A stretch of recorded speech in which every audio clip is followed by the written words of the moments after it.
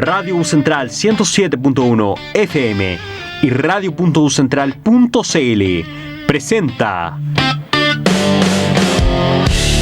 Territorios en Movimiento, un espacio de reflexión, análisis y divulgación interdisciplinaria en torno al habitar contemporáneo, entendido como una relación dinámica entre personas, infraestructuras, ecosistemas y políticas públicas. Conducen Jadille Musa Castellano y Alejandro Torres Flores, con la participación de Uwe Robeder Gremler.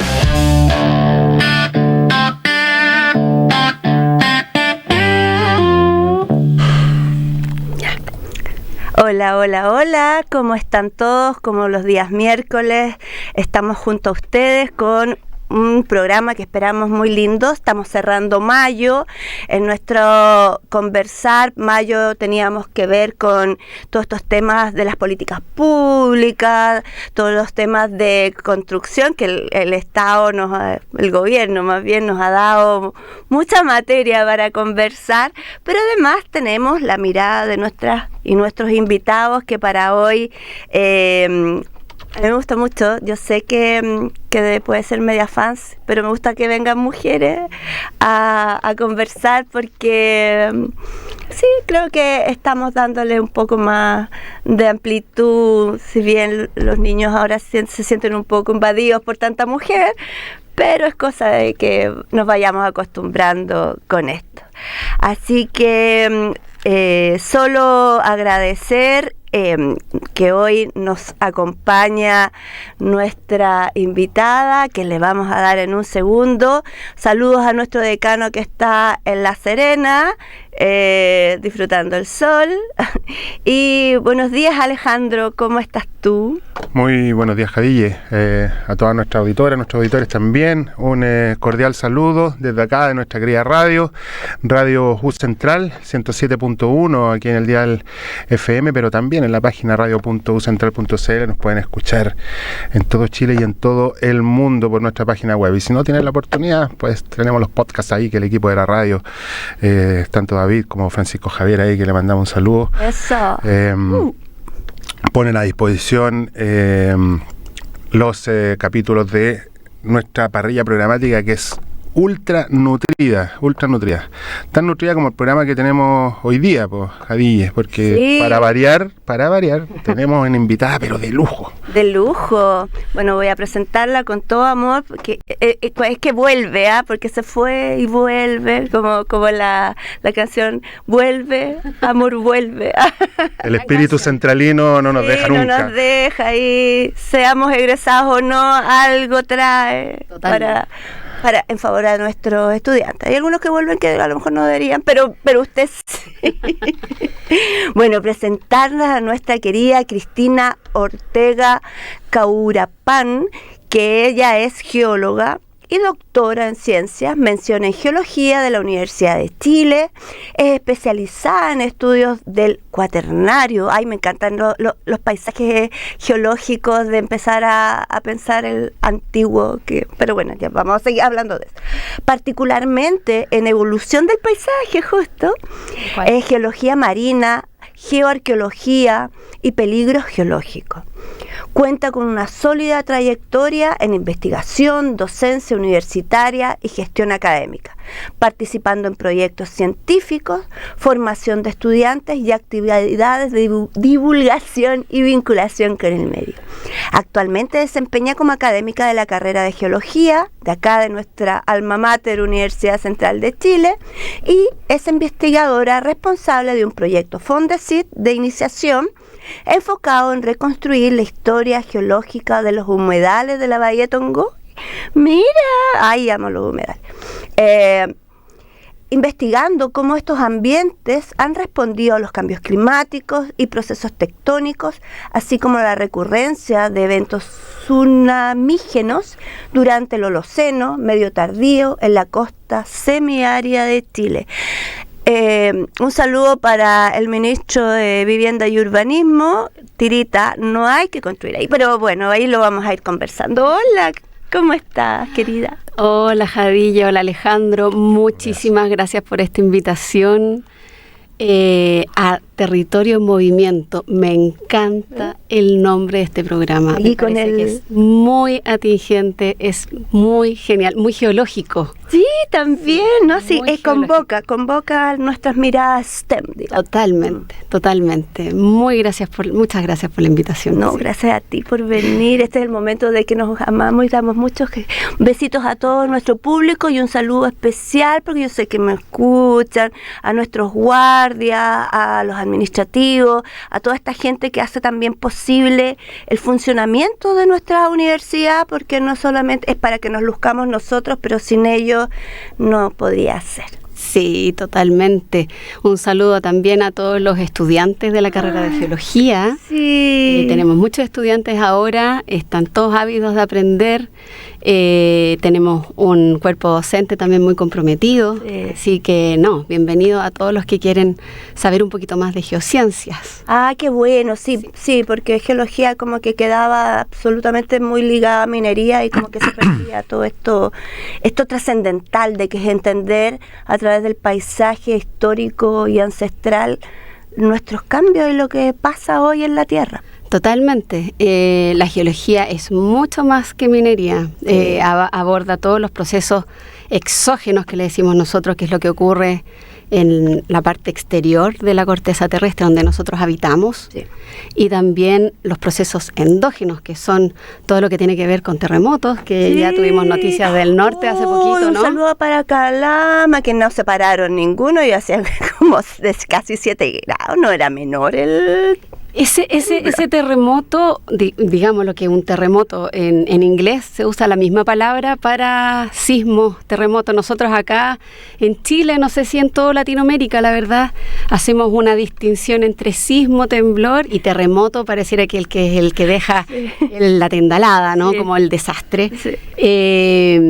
Pero no, en realidad todos son movimientos, a eso se refiere. El terremoto, el movimiento de la tierra, ya puede ser muy... A veces no lo percibimos. No. Por eso es tan bueno el nombre de este programa, Territorio en Movimiento. Mira. ¿Ya? Siempre estamos en movimiento, pero a veces no nos damos cuenta porque la tierra es sumamente dinámica.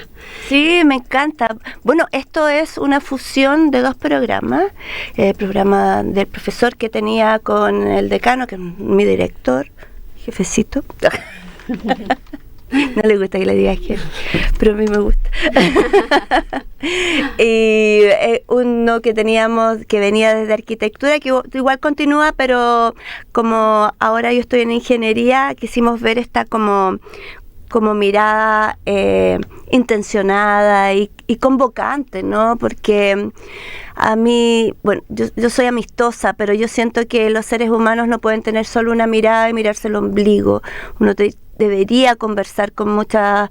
Hay veces que no nos caen muy bien ciertas personas, pero da lo mismo. Es la función de entender que el mismo fenómeno puede ser mirado desde diferentes aristas, hace que uno comprenda que hay que trabajar en equipo, que cuesta tanto, sí.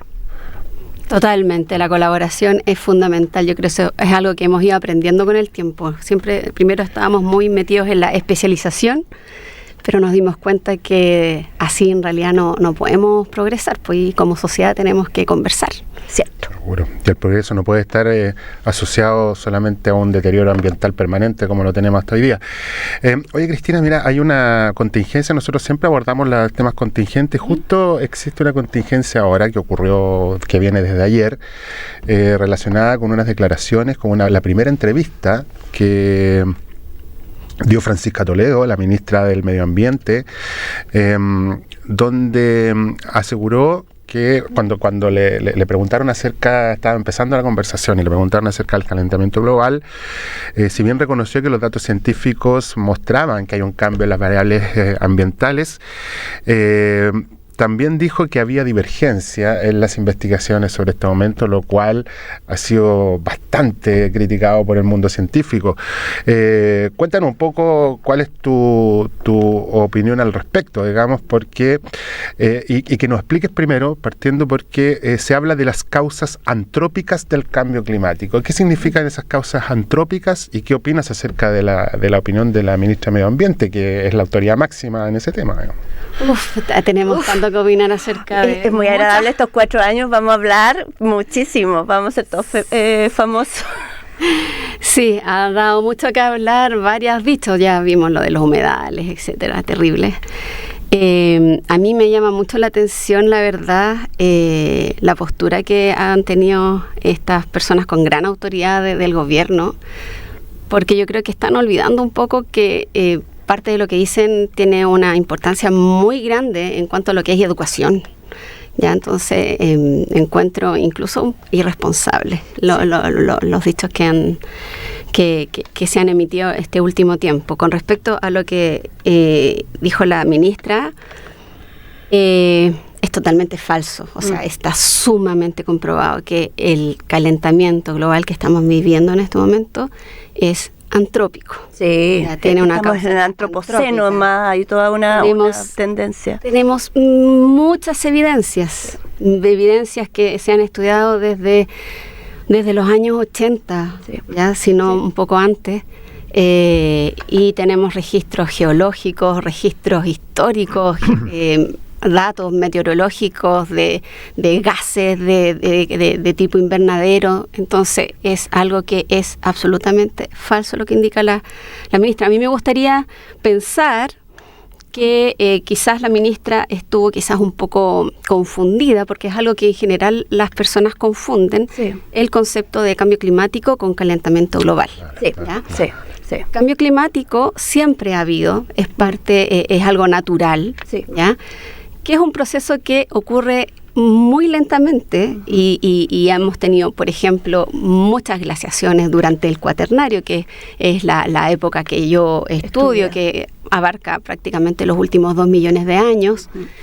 Muchas glaciaciones, sí, y eso tiene que ver con factores naturales, tanto astronómicos, ¿no? Que también, sí, es natural, sí, que tiene que ver con que la órbita de la Tierra se aleja, a veces se acerca al Sol, por ejemplo, a veces más circular, a veces más elíptica, y así varios otros factores que finalmente tienden a generar, o son causantes de que haya glaciaciones y después de glaciaciones. Claro. ¿Ya? Y eso tiene incidencias también en la temperatura del océano, cómo se comportan las precipitaciones, un sinfín de cosas. Sin embargo, en calentamiento global es algo importante que está ocurriendo muy rápidamente, sí, debido a la industrialización. Sí. ¿Cierto? Nosotros generamos muy orgullosos, ¿cierto? Motores, hubo industrialización. Sin embargo, no sabíamos cuáles eran las consecuencias de emitir tanto CO2 y otros gases. Metano, es impresionante cómo nos hemos convertido en los líderes, un país de no más de 22 millones de seres humanos, de habitantes, que seamos el más contaminado del planeta. Pero peleando con Nueva Delhi en la India, donde ellos no tienen ningún proceso de mejora ambiental, y los que más generamos metano con nuestro relleno sanitario en Tiltil. Eso marca hay algo que está mal. Y 2 días después declaran alerta ambiental. Algo está fallando en nuestros indicadores. Sí, algo está fallando y es preocupante que a nivel mundial, digamos, el presidente Trump, Milei, o sea, altas autoridades que desconozcan la evidencia científica. O sea, me parece muy lamentable y muy preocupante porque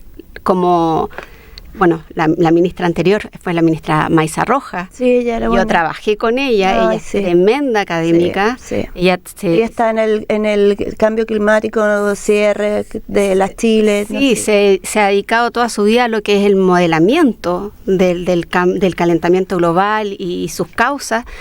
Y entonces, por supuesto que ella también apareció, ¿cierto?, indicando que es totalmente falso lo que indica la actual ministra. Seguro. Lo preocupante para mí no es que este sector de una ideología, de una marcada ideología, desconozca los datos. Yo creo que lo preocupante es este negacionismo hacia la evidencia científica que, como bien dices tú, Cristina, se plantea desde la década de los 80. Yo creo que en el fondo ese no es el camino, digamos. Si bien cada uno puede pregonar la ideología que se le antoje, no podemos seguir mirando nuestro planeta y nuestro diario vivir sin mirar más allá de mañana, sino que hay que mirar muchísimo más allá. Y yo creo que ese es el peor escenario que tenemos, porque que autoridades de nivel mundial pongan este tema sobre la mesa y hablen sobre negacionismo frente a la tanta evidencia científica, yo creo que ahí se pasan un poquito algunos pueblos, porque en general hoy día el acceso a la información nos permite a nosotros educarnos. Ahora, yo creo que como instituciones de educación superior tenemos que tender justamente hacia allá, pues hacia entregarle a los futuros profesionales, a los futuros líderes de este país, ese acceso a la información y cómo clasificar la información que a veces se ve tan diezmada con el uso de las redes sociales, digamos, donde uno encuentra de todo. El problema hoy día no es el acceso a la información, sino que es clasificar justamente esa información. Oye, llevándonos más al tema tuyo, Cristina, hablemos de los humedales, digamos. ¿Cuál es la importancia de los humedales y por qué esa zona, todo lo que es la costa de Tongoy, digamos, Coquimbo, La Serena, una zona de grandes humedales que se han ido reduciendo por acción humana, digamos, ¿ya? Específicamente construcción de viviendas. Cuéntanos un poco la importancia de los humedales, ¿ya? Y ¿cuál es el efecto inmediato que tiene el hecho de hacerlos desaparecer? Porque eso es lo que estamos haciendo. Sí, hablemos de planificación territorial. Perfecto. Muy, muy importante. Los humedales, estuve escuchando el grandioso capítulo de mayo, el anterior, donde vino la distinguida abogada. Ay, sí. Bueno, ella tenía muchos saberes muy importantes. Sí. Y siguiendo también con eso de hablar de los humedales tienen un valor, o muchos valores, digamos, ¿no? Tienen este valor natural, ecológico, que tiene que ver con la fauna, también tiene que ver incluso espiritual, ¿no? Sí. Cuando uno es capaz de disfrutar esto, realmente es algo que nos hace muy bien, salud, emocionalmente, mentalmente, pero también tiene un rol que digamos que es bastante ingenieril, ¿ya? Es bien relevante en cuanto a, por ejemplo, lo que yo estudio, por ejemplo, la inundación por tsunami, ¿ya? Actúan no solamente como amortiguadores, también como esponjas del CO2, sino que también actúan como amortiguadores de los efectos, mitigan los efectos de los tsunamis, por ejemplo, y también de los aluviones, cuando viene la inundación desde la cordillera. Es un drenaje, una contención natural. Sí. Es una contención natural, en el fondo. Como las dunas. Tenemos, naturalmente, la pega está hecha. Claro. ¿Ya? Entonces, cuando el ministro, por ejemplo, también de Vivienda, indica que los humedales nos están estorbando para la construcción, estamos teniendo una mirada totalmente errónea de cómo tenemos que convivir con la naturaleza. Sí. Lo importante es, muchas personas, lo importante es poder llegar, ¿cierto?, con este mensaje. Las personas tienen que saber dónde viven. Tienen que saber, tener información de dónde va a estar localizada su casa, cuáles son los peligros geológicos en los que puede estar incurriendo y cómo actuar, y eso verbalizarlo con su familia. En el fondo necesitamos tener una concientización. Sí. Si no existiera esta concientización, entonces por más que las personas o las inmobiliarias también vendieran, como se hizo los muelles, unos edificios terribles. Un lugar ecológicamente con una biodiversidad. Yo no sé arquitectura, pero claramente impactó visualmente y más aún al humedal. O sea, las personas que compraron ahí prácticamente son personas que fueron estafadas. Absolutamente. ¿No? Lo que pasó con las dunas cuando dijo el profesor. Lo mismo, exacto. Sí. A mí mi hijo el otro día me dijo, porque yo soy una, no sé si defensora de los humedales, pero sí siento que la convivencia entre los humanos y el desarrollo tiene que ser, como lo dijo Lago Brundtland el año 87, pensando en las generaciones futuras. ¿Qué es lo que le vamos a dejar? Le vamos a dejar pura yermo, puras especies extintas, no ese disfrute espiritual más allá de esto. Entonces me dijo, lo que pasa es que tú lo estás diciendo desde un plano de poder, porque tienes casa, tienes un lugar donde vivir y todo. Y me ha hecho reflexionar mucho, porque como que nos culpan a las personas que tenemos una mirada más ambientalista, que no podemos, las personas no pueden tener su casa propia por culpa de nosotros o por culpa de esta, pero no, yo como dijiste tú, más allá de la conciencia de que están ocupando territorio que es de otros, que no pueden hablar, y hay algunos que tienen que hablar por ellos, que son la fauna, la flora y ahora el fungi. Es una pésima inversión. Es una pésima inversión. Es decir, sí. Si hablamos de justicia social, sí, que a una persona la pongan a vivir en un lugar donde el tsunami, si hablamos, por ejemplo, un humedal, va a ser la primera parte que se va a inundar y va a ser van a ser la primera línea. Ellos van a poner el pecho de sus casas para contener. La casa es una inversión que, por lo menos yo creo, es una inversión que es a largo plazo. Sí. ¿Cierto? Nosotros queremos nuestra vida, no sé, estamos llegando casi a los 100 años, ¿cierto? Ay, sí. O sea, en 100 años pasan muchísimas cosas, ¿no? Entonces, además de los terremotos, además de los tsunamis, ¿cierto? También tenemos con mayor recurrencia aún las inundaciones, ¿cierto? Inundaciones por aluviones, por ejemplo, las lluvias, el aumento del nivel freático. Sí, el mar ha subido.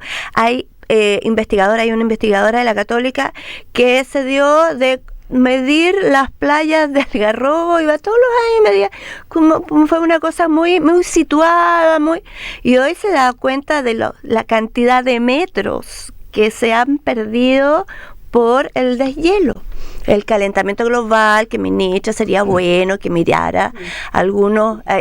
En Netflix hay algunos documentales, Alan Gore, que era Estados Unidos, que es todo este negacionismo, la NASA, que hablan de el deshielo. Sí, por ejemplo, con respecto al Algarrobo, yo estuve ahí hace poquito, también quedé muy impactada, no iba hace más de 10 años, y claro, la playa está muy reducida, sí. Y tiene que ver, incluso más allá del cambio climático y el aumento del nivel del mar, tiene que ver porque está tan urbanizado también que no hay sedimento que esté disponible para que la playa se siga construyendo. Y además también hay un tema, digamos, que es natural, que es parte de lo que yo igualmente estoy estudiando, es que cuando ocurre un terremoto ocurre una liberación de energía, sí. ¿Ya? Y nosotros sentimos ese movimiento, ¿cierto? Territorio en movimiento fuerte, ¿ya? Pero cuando estamos entre terremotos grandes, ya hablamos de terremotos, hablemos de más de 7,5 magnitud, hablando de terremotos de tipo de subducción. Como el 27F, digo. Como el 27, ¿cierto? De febrero. Bueno, entre esos momentos de liberación de energía también hay deformación en la costa, ¿ya? Y eso también es muy bonito. Estamos viendo que lo registran también los humedales. ¿Ya? Todo ese proceso exógeno, ¿cierto?, que está ocurriendo, que es lo que nosotros más miramos, las lluvias, etcétera, también van registrando, ¿cierto?, estos cambios en la vertical, ya que tiene que ver con la deformación de la corteza dada la subducción. Sí. Entonces tenemos el momento violento, ¿cierto?, del terremoto, que nosotros lo percibimos, pero también tenemos un momento que es más silencioso, donde también hay deformación. Entonces, por ejemplo, la costa de Algarrobo está en esta zona central, donde también hay un gap, nosotros decimos un espacio bien grande entre que no ha ocurrido un terremoto muy, muy grande. Sí, pues desde el 80, que fue ese que ahí bajó, y uno puede medirlo en San Antonio, que como que antes uno pasaba y era una plataforma lisa, y ahora hay un escalón amplio. Y estamos hablando de incluso terremotos más grandes que del 85. Más grandes. Estamos hablando de que el último gran terremoto que afectó a la zona central, estamos hablando de 1730. Llevamos ni siquiera el 60. Cientos de años que esta zona no ha roto fuertemente, liberando una gran cantidad de energía. Estamos hablando de magnitudes sobre 8. parecido a lo de Maule, ¿cierto? A lo que ocurrió en el sur del 2010. Qué horror. A lo que ocurrió en Illapel, por ejemplo, el año 2015, sí. Ya en la zona del semiárido. Entonces, es muy probable que parte de ese acortamiento, es algo que está en estudio, sea también parte de esto. Entonces, bueno, tenemos que estar preparados, pues no podemos estar ocupando los humedales, ¿cierto? Dejando sin sedimento las playas, achicándolas aún más y además exponiendo a las personas a un impacto que es inminente, va a ocurrir. Sí. Y la idea es comunicar no para asustar, ¿no? La idea es comunicar para que todos estemos conscientes. Es necesario que las familias conversen, que tengan claro, todos sabemos que ocurren terremotos. Los chilenos estamos con cuero de chancho en general, comparado. Un viral que estaban todos así como, y te caía todo. Estuve hace poco en Brasil, por ejemplo, y hablaba con otros científicos. Traje a un científico brasileño. Lamentablemente no sintió ningún sismo. Lo único que quería sentir, en ese sentido, nosotros estamos como muy beneficiados, privilegiados, pero también tenemos que tener una conciencia de terremoto y eso es estar preparados, ¿ya? Y preparados las familias y, por supuesto, preparado el Estado, preparados los ministerios, preparados todos lo que son los ingenieros, ¿cierto?, para generar no solamente construcciones, que ya tenemos excelentes construcciones. Sí, tenemos una ingeniería aquí con nosotros, una carrera de construcción. Claro, antisísmica. Sí. Pero también tenemos que ahora añadir este otro paso. Necesitamos edificios, por ejemplo, si van a estar cerca de la costa, que sean capaces de no desmoronarse, ¿cierto? O amortiguar de alguna manera un tsunami.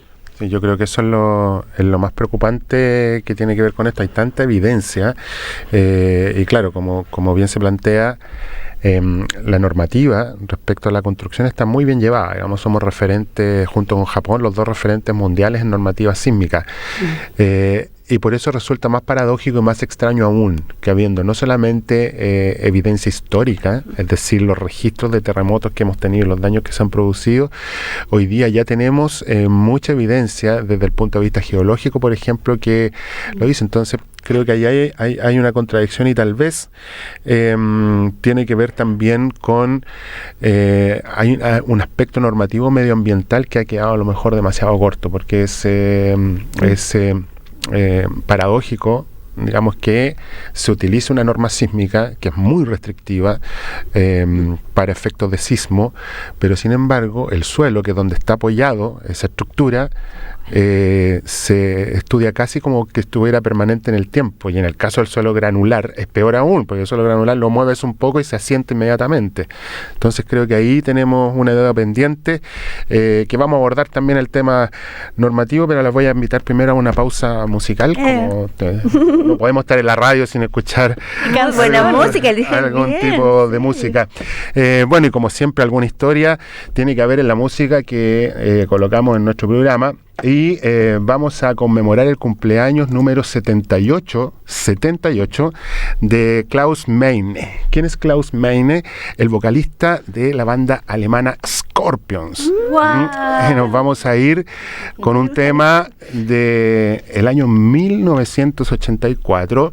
Es el último tema de su 9º álbum, el cual habla de una historia de amor, pero muchos dicen por ahí, con algunas frases que tiene su coro, que también habla solapadamente acerca de la división de la capital alemana y del muro de Berlín. Así que... ¿A qué canción te refieres? Oh, sí, My Little Blue. Nos vamos con Scorpions y Still Loving You. Que vuelvan los lentos. En Radio U Central estamos presentando Territorios en Movimiento, un espacio de reflexión, análisis y divulgación interdisciplinaria en torno al habitar contemporáneo.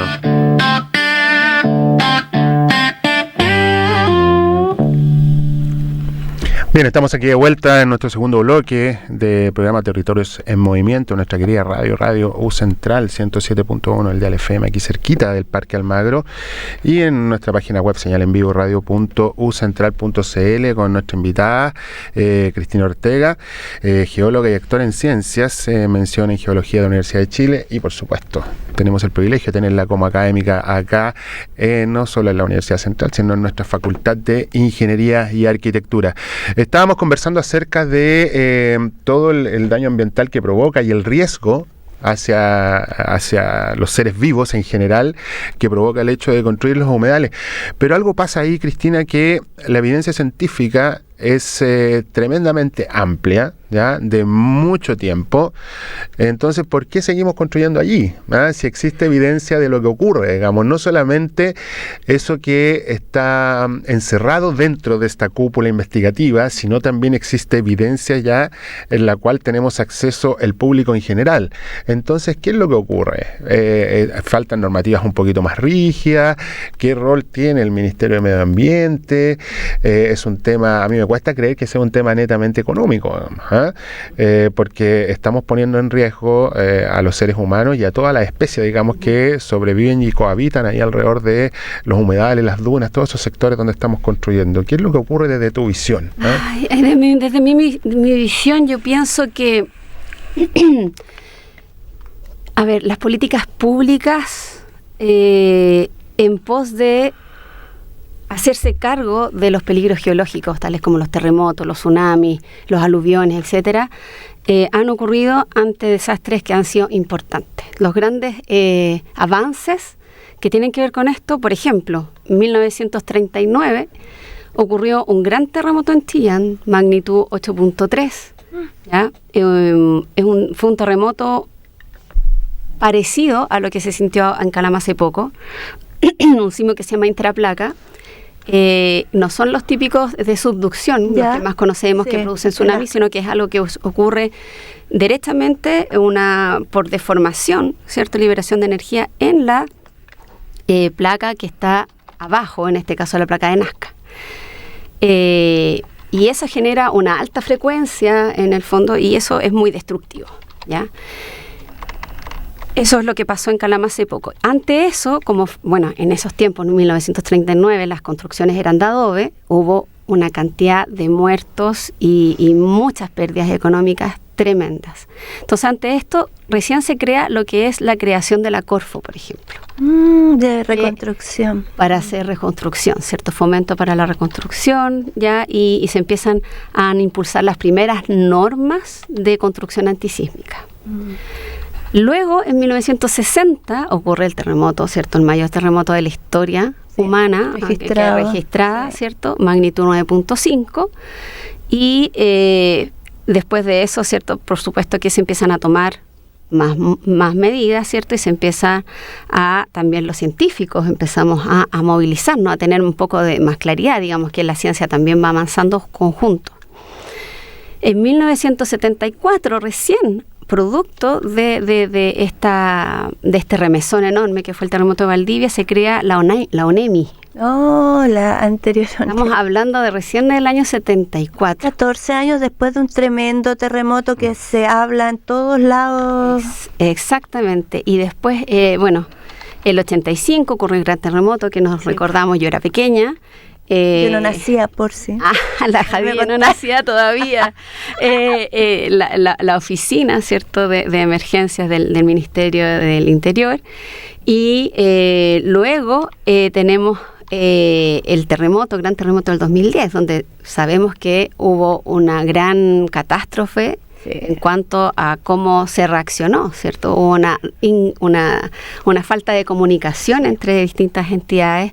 Que no fue tanto el daño por el terremoto, sino fue por el posterior tsunami. Exactamente, o sea, por el terremoto me parece que fueron 2 edificios icónicos que claramente no habían cumplido la norma. Un saludo para Raúl de la CONAF que estaba ahí adentro.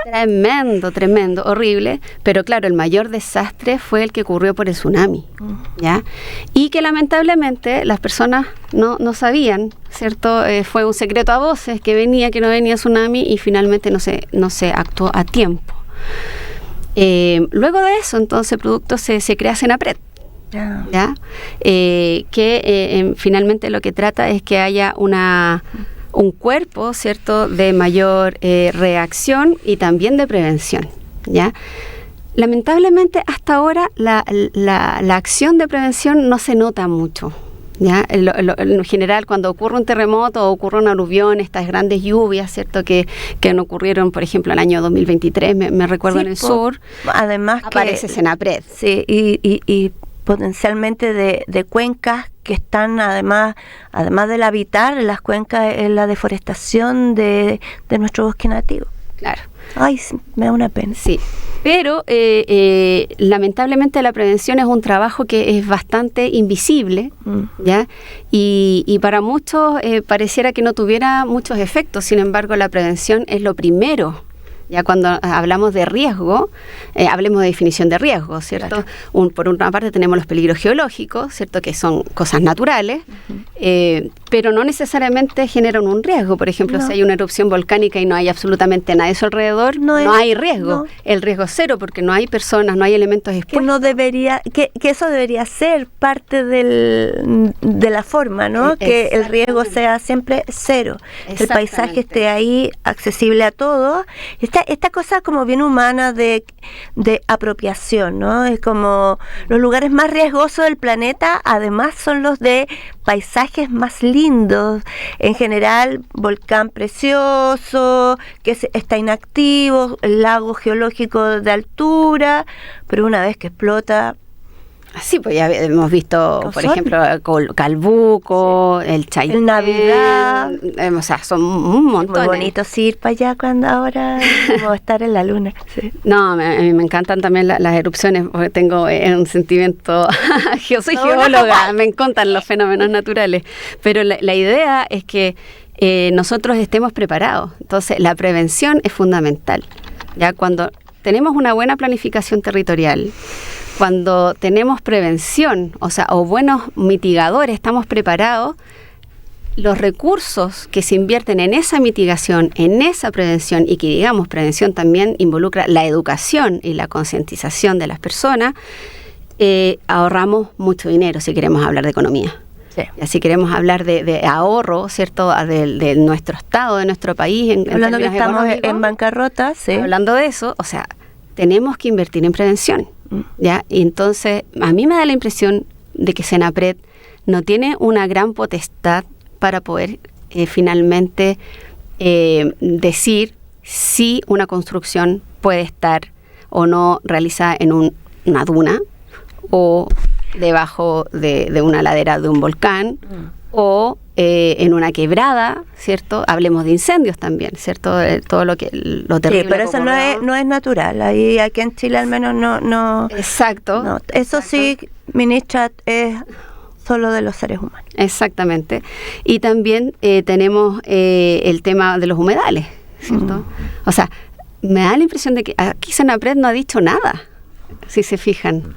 Cuando empezamos a hablar de humedales y todo el tema de construcción, aparecieron ministros anteriores de vivienda. Sí, Urresti, además el senador, que fue el que puso... Así, yo de verdad lo quiero invitar, senador, porque lo amo. Sí. Pero al respecto no ha habido un pronunciamiento de Senapred. O sea, los científicos se han pronunciado, pero Senapred no escuchamos nada de ellos. Y ellos me da la impresión que deberían ser los primeros en decir, mire, a ver, hablemos de prevención. Sí, ¿no? Sí, entendemos que hay mucha gente sin vivienda y de verdad yo lo lamento en el alma, pero esto no es solo por los patos, los pajaritos, como le dice la gente, sino por ellos mismos.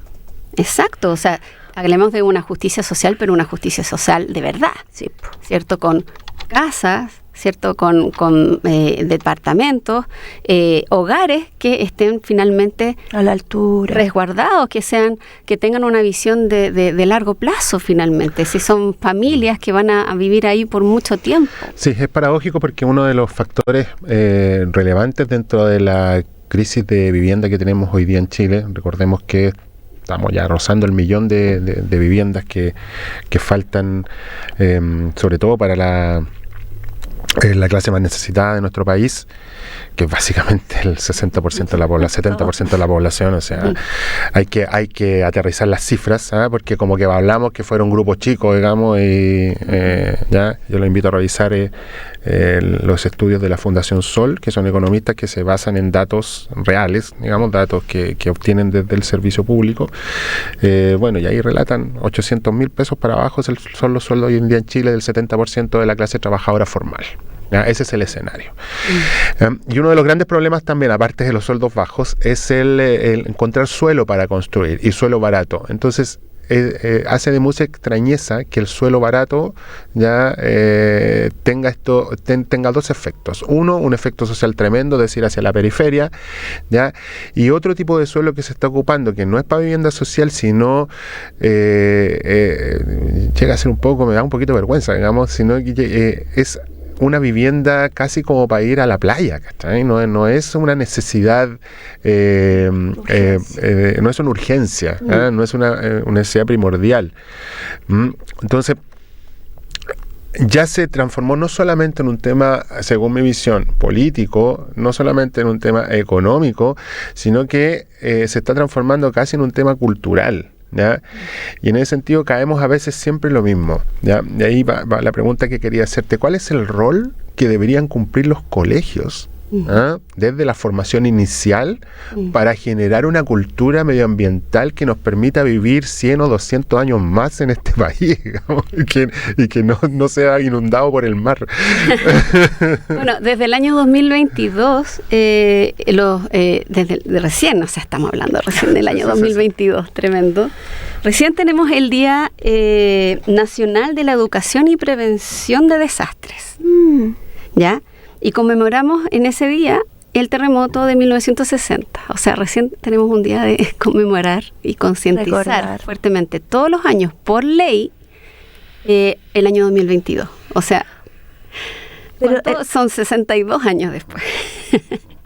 Pero lo estamos haciendo. Sí, se hizo. Yo no estamos a 27 de mayo. Yo no. Por lo menos el año pasado yo estuve activamente Senageomim, Senapred. Esos días trabajan fuertemente en generar divulgación, concientización. A las 15:11 se hace 1 minuto de silencio, porque a esa hora fue el terremoto de Valdivia en el año 60. Y por supuesto se hacen charlas, qué sé yo, distintos tipos de actividades. Yo sé que eso se cumple a cabalidad, o sea, Senapred yo sé que lo hace, Senageomim tiene los geólogos y geólogas que trabajan ahí, tienen un gran compromiso con esto, ya con la geociencia, con los peligros geológicos. Pero nos falta un poquito más, pues no puede ser solo un día. O sea, estamos hablando de 62 años después, recién tenemos por ley un día de conmemoración, pero necesitamos mucho más. Tenemos que tener una concientización todos, y me da la impresión. Yo, Cristina Ortega, invito al gobierno a ser consciente de esto, para poder seguir educando, ¿cierto? Necesitamos intervención en los colegios. Nosotros la hacemos en las universidades, tratamos de llegar, ¿cierto?, desde la Universidad Central, y yo sé que también colegas de otras universidades hacia afuera. Sí, con nuestra vinculación con el medio para no solamente la bidireccionalidad, tenerla desde los otros que nos cuenten, sino que también contarles nuestros estudios, tus investigaciones. Exacto, con bidireccionalidad, y eso es sumamente importante también dentro de lo que es la educación, para poder estar preparados finalmente ante estos eventos y tomar buenas decisiones, como por ejemplo comprar una casa, ¿cierto? O elegir dónde voy a acampar también, si es que voy de viaje. Y ahí nos metemos con el virus anta también. Ojo de ventilar, limpiar, porque los ratoncitos son nativos, siempre estuvieron ahí, pero si nosotros nos acercamos a ellos tenemos que tener cuidado. Claro, cómo actuar, por ejemplo, ante un peligro, ¿cierto? Y esto no se convierta en un desastre, ¿ya? Sí. Es importante que tengamos más conciencia. Entonces, para eso, hablemos de ciencia también. Exacto. No vamos a hablar de la ministra. Venga. Estamos mal. Estamos teniendo un retroceso. O sea, si ustedes miran, por ejemplo, desde el año 39 hasta ahora, si bien ha sido una evolución lenta, ha sido una evolución en que vamos hacia arriba, ¿cierto? Vamos mejorando. Pero cuando hablamos de reducir, por ejemplo, el Ministerio de Ciencia, de reducir el Estado en varios ámbitos, estamos reduciendo justamente esto, ¿cierto? Si reducimos, por ejemplo, Cernageomin, también tenemos menos capacidad, ¿cierto?, como país para poder fiscalizar, para poder responder, ¿cierto?, ante un montón de cosas que todavía están en desarrollo. Por ejemplo, si hablamos de fallas activas, falla activa, ¿cierto?, la que conocemos ahora mucho es la falla San Ramón, ¿cierto? Ahí está bueno, salud ahí para los chechen que dicen que es la mejor construcción. Sí, ellos están preparados. Sí, están preparados, pero no todos. Pero digamos que en la historia humana no hemos vivido cómo bajen el desastre, digamos desastre, porque tenemos muchas construcciones ahí, muchas viviendas, etcétera. No sabemos qué tan desastroso va a ser. Probablemente lo va a ser. Sí, porque un terremoto o una erupción, un terremoto de una falla activa, ¿cierto? Son terremotos muy superficiales. Claro. Entonces se sienten muy fuerte y la destrucción es mucha. Entonces, Cernageomin recién, ¿cierto?, las municipalidades le están pidiendo a Cernageomin que se haga cargo de visar ciertos mapas que tienen que ver con mapas geológicos y zonas de construcción que tienen que ver justamente con esto del suelo y que tienen que ver con la planificación territorial. Estamos recién en un momento de desarrollo de la geociencia bien importante. Hemos avanzado mucho, pero nos falta mucho más, y si el Estado se reduce, tenemos menos herramientas, y eso necesariamente, o sea, sí o sí, va a significar un retroceso, y eso significa más vulnerabilidad para las personas. Seguro. Creo que tenemos mucho por hacer en realidad, y bueno, es importante también que la ciencia se haga su espacio también. Yo sé que cuesta, digamos, pero creo que ahí hay una deuda pendiente, no solamente el Ministerio de Ciencia, sino todos los investigadores e investigadoras que se dedican a esto, a generar estos espacios que cada día son más abiertos con el acceso a la información, pero creo que, claro, todavía es muy cupular, como tú bien lo decías, se hace casi exclusivamente en las universidades, pero debería ser esta cuestión cultural, digamos, en los currículum de los colegios, donde el Ministerio de Educación ahí juega un rol fundamental. Deberíamos abordar estas temáticas para ir creando esta conciencia, porque no solamente de normativas vivimos, sino el medio ambiente tiene que tener una educación y una conciencia medioambiental para ver cuáles son los efectos que ha tenido hasta hoy día el cambio climático y cómo tratar y poder mitigarlos hacia el futuro con cuestiones simples, inclusive domésticas, pero sí formar también y seguir formando a técnicos y profesionales sobre la base justamente de la sostenibilidad. Sí. Para eso la conversación con las comunidades también, digamos que no solo, me gusta tu palabra, bidireccional. Claro. Para nosotros los científicos, las palabras de las comunidades también es sumamente relevante. La memoria colectiva es muy importante. Exacto. Sin memoria no podemos avanzar. La historia y todo. Yo quiero agradecerte, Cristina, por no decirle desastre natural, que es lo que generalmente, la naturaleza no es un desastre, es algo que es pura bendición, y ahí está el tema poético que voy de mis estudios de señalar de que el respirar bajo un árbol, ver a las aves y todo, es un regalo para la salud también. Cierto. Y también es un patrimonio, ¿cierto?, que deberíamos poder acceder todos. Seguro. Bien, estamos llegando al final de nuestro programa. Como siempre, se nos acaba muy rápido esta tremenda conversación. Cristina, desde ya hay muchos temas que dejamos pendientes, digamos, pero desde ya te agradeceríamos que pudieras venir en otra oportunidad para poder seguir hablando de estos temas, ya ir aterrizando estos temas que a veces se ven tan cupulares, digamos, pero que todos los días nos pegan de alguna u otra forma a todos y todas quienes habitamos este planeta llamado Tierra, digamos, no solamente en nuestro país. Así que muchas gracias por estar con nosotros. Muchas gracias por la invitación, y por supuesto, cuando quieran, ha sido un placer, ¿cierto? Ustedes geniales, colegas. No, fantástico. Un saludo a toda la gente, a todas las personas que nos escuchan. feliz de transmitirles estos saberes, ¿cierto? Y bueno, sigan escuchando Territorio en Movimiento. Ojalá que no se mueva mucho. Bien, nos vamos con una canción. Sí. Ya, nos vamos y nos vemos el próximo miércoles, pero sin antes programar nuestra segunda canción para irnos ya con mucha energía hacia este nuevo día miércoles. Vamos a retroceder hasta el 25 de mayo, pero del año 1983, donde el señor Ronald James Padavona había ya salido de su segunda banda llamada Rainbow, y antes había salido de la primera banda, fue el segundo vocalista que tuvo los inventores del metal, Black Sabbath, y se tiró con su proyecto original, ¿ya? Y justamente un 25 de mayo del año 1983, solamente hace 43 años, la banda Dio, liderada por Ronnie James Dio, sacó su primer álbum Holy Diver, y nos vamos con Rainbow in the Dark, que habla justamente de su paso y de su salida tremendamente peleada desde Black Sabbath y desde Rainbow. Nos vemos y nos escuchamos la próxima semana. Tremendas canciones. Hemos presentado en Radio U Central Territorios en Movimiento. Un espacio de reflexión, análisis y divulgación interdisciplinaria en torno al habitar contemporáneo, entendido como una relación dinámica entre personas, infraestructuras, ecosistemas y políticas públicas.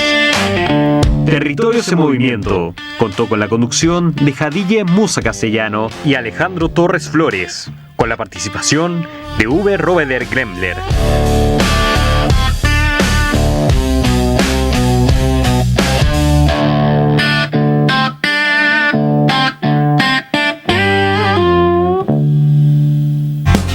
En la Universidad Central